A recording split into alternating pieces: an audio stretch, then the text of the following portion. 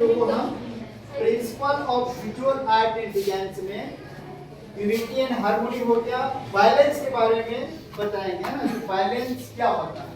Violence जो word है उसका मीनिंग होता है संतुलन, है ना।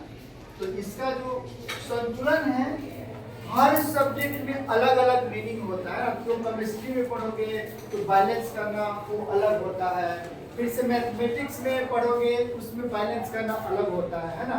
लेकिन आज हम विजुअल आर्ट में बैलेंस का क्या मीनिंग होता है उसके बारे में जानेंगे, है ना।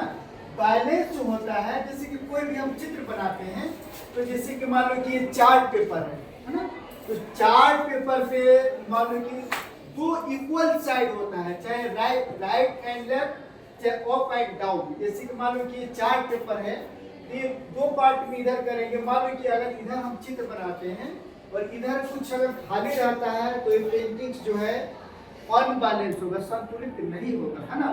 फिर जैसे कि मान लो कि ऊपर में कुछ हम चित्र बनाते हैं और नीचे हम कुछ खाली रखते हैं तो भी वो चित्र जो है वो बैलेंस नहीं होगा, है ना।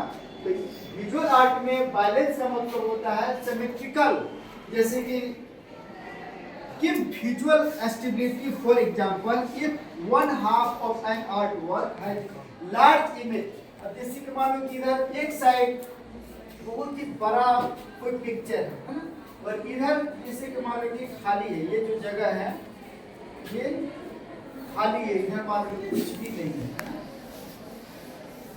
तो ये क्या होगा? पेंटिंग्स क्या होगा? बैलेंस होगा कि अनबैलेंस होगा?